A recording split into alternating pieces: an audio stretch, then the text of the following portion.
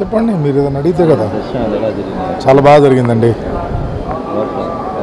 దేవుణ్ణి దర్శించుకున్నాం. సార్ మీ పార్టీ నుండి రాజీనామా చేసి వెళ్ళిపోతున్నారు కదా,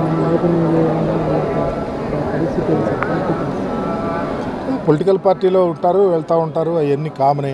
అన్ని పార్టీలో జరిగినాయి, ఈ పార్టీలో కూడా జరుగుతూ ఉంది. ఏది ఏమైనా ఈ రాష్ట్రంలో రాబోయే రోజుల్లో వైఎస్ఆర్ కాంగ్రెస్ పార్టీ రాబోయే రోజుల్లో అధికారం వస్తుంది. జగన్మోహన్ రెడ్డి గారు మరలా ముఖ్యమంత్రి అవుతాడు. మరలా ఈ రాష్ట్ర అభివృద్ధి కోసం, ప్రగతి కోసం ఖచ్చితంగా జగన్మోహన్ రెడ్డి గారే పనిచేస్తారు. ఈరోజు చంద్రబాబు నాయుడు గారిని చూసాం. ఎన్నికలప్పుడు ఎన్ని వాగ్దానాలు ఇచ్చారో, ఎన్ని చేస్తూ ఉన్నారు, ప్రజలకు ఎంత ఉపయోగం జరుగుతూ ఉందో. జగన్మోహన్ రెడ్డి గారు మాట చెప్తే చేశాడు. చంద్రబాబు నాయుడు గారు ఆ కోణంలో చేస్తలా. అసలు రెస్పాన్సిబిలిటీ అనేది లేకుండా పరిపాలన చేస్తూ ఉంటే ఈ రాష్ట్రంలో రాబోయే రోజుల్లో ప్రజల యొక్క ఇక్కట్లు, బాధలు, వ్యతలు, కష్టాలు ఎవరు తీరుస్తారు? ఏ ఉద్దేశంతో రాజకీయాల్లో ఎన్నికల్లో పోటీ చేశాం? ఏం మాట్లాడాం?